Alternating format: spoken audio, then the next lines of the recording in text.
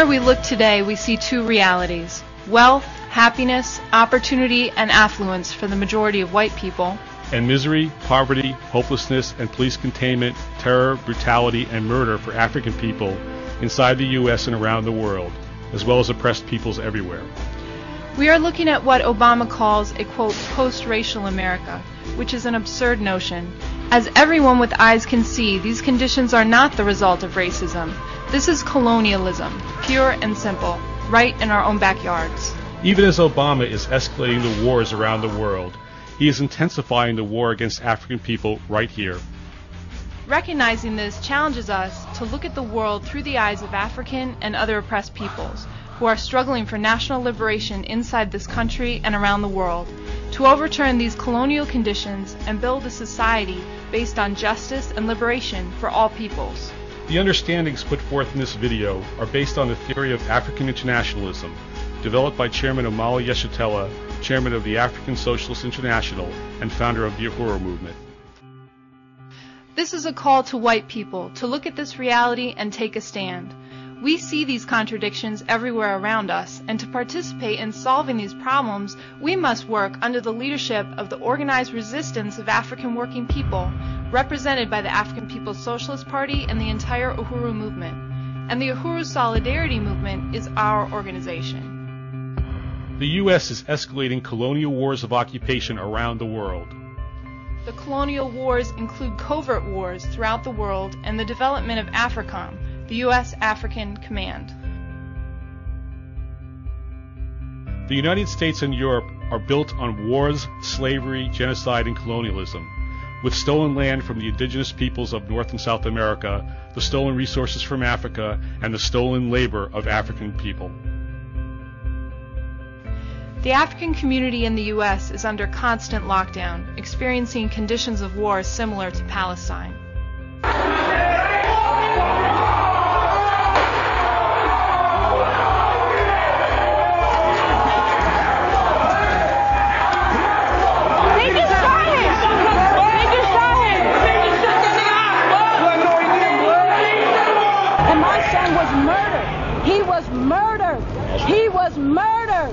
He was murdered. That's right. My son was murdered. They threw a bomb thing through the window. She got caught on fire. My brother got pictures of his baby. She got a bullet in her face. It was no accident. Reports say officers charged into the home at 1 in the morning. Ayanna was asleep on the living room couch. A woman got into a scuffle with an officer, and his gun went off, shooting Ayanna in the head.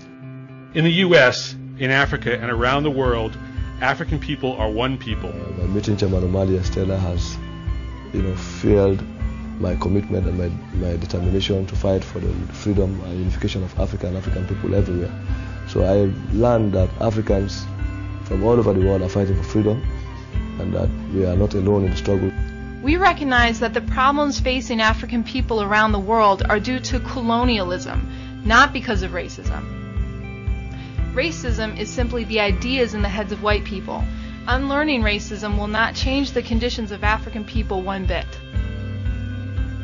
Assassinations of leadership. Multiple gunshot wounds. He was shot 21 times, including in the chest, the abdomen, the thigh, and the back. More than half of the 21 shots were below the waist. None were to the head. Constant police containment and collective punishment of entire communities, mass imprisonment of African people, brutal heavy-handed policies like stop and frisk, and discriminatory sentencing laws like 3 strikes. They are all counterinsurgency methods used inside the U.S. to oppress the African community. Drugs like heroin and crack cocaine have been brought in by the U.S. government through the CIA to function in the ongoing criminalization of African people and the destruction of the community as a whole. The so-called U.S. drug war is nothing but a front of the war on African people. Young men of color are so frequently the targets of unjustified police intrusion that they have begun to see this as a regular and expected part of their coming of age. That's a crime. Massive numbers of police officers are being deployed into communities of color, waiting outside high schools, waiting for kids to walk home and searching them. Those same police forces are not being deployed on the Upper East Side of Manhattan to stay in front of privileged, overwhelmingly white private schools. That's really what the issue comes down to here. The prison industry functions not only as part of this war on the black community, but also, like drugs, builds an entire economy for the white community. Prisons are a source of economic development for rural white communities. Prisons are opportunities for police and prison guards to earn massive overtime. An entire prison economy is built on the backs of African and Mexican people that serves as the only growth industry in the crisis of imperialism today. Murdering unarmed young black men, shooting them in the back, running Africans over with their police cars, killing 92-year-old grandmothers, fathers, mothers, sons, and 7-year-old children alike. Where organized resistance is building, with the Uhuru movement leading the way, building organizations like the International People's Democratic Uhuru Movement, defending the democratic rights of African people, and the Campaign of African Resistance, putting forward freedom fighters like Diop Olugbala.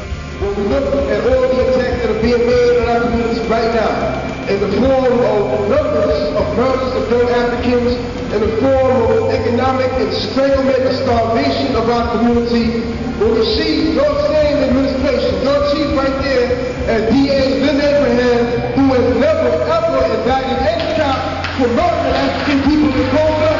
And Chairman Omali Yeshitela. We live in a world whose political and economic configuration has come about as a consequence of terror and imperialism. It is a world that is based on a parasitic political economy, a world that is based on a parasitic economy that requires the blood of the peoples of the world in order for it to continue to be successful. Who are pushing back attacks on their own lives, families, and communities by building an organized response from the African working class to build power.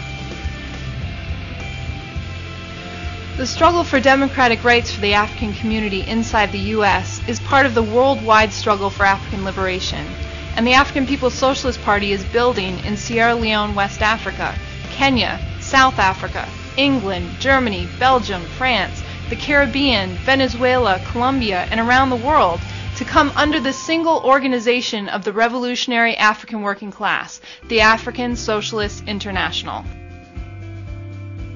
Solidarity with the resistance of the people of Afghanistan. Solidarity with the people of Palestine. Solidarity with Hugo Chavez and the people of Venezuela and throughout South America. Solidarity with the people of Zimbabwe.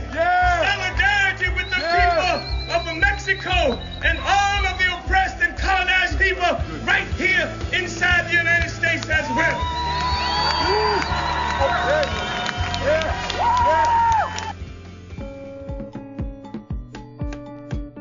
Our role in supporting this is one in solidarity, taking the question back to the white community and setting the stance for a movement of true solidarity from the white community. If we want to change the world, we have to look at the reality of the fact that you go all the way back in history, this country is built on the same violence, the same thing that the U.S. is doing in Afghanistan or against the Palestinian people, against Africans right here. This is how the U.S. was born. It was born by the violence and genocide against the indigenous people, the theft of their land, and enslaving for 250 years inside this country a whole continent of African people, which provided the wealth that the U.S. lives on today and the basis of the power of the U.S. So this is the issue. This is the question.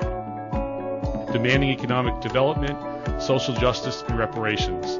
We take this stand in our homes, in the workplace, in the classroom, on the campus, in our churches, community centers, and on the streets, to break the complicity with this parasitic social system and demand that all of us in the white community join the rest of humanity.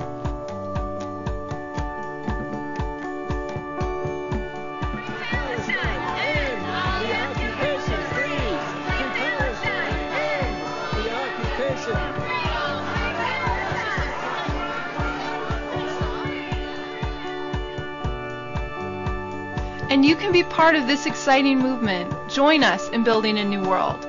Participate in the campaign called Reparations in Action.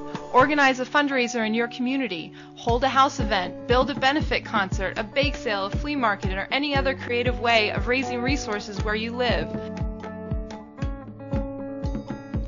can bake, buy, and sell Uhuru Pies, a reparations institution in its 30th year. Donate to and participate in the Uhuru Holiday online auction. Take a stand and build a Day in Solidarity with African People events. And lastly, join Uhuru Solidarity movement. Become a member today. As the Uhuru movement says, One Africa, one nation, Uhuru.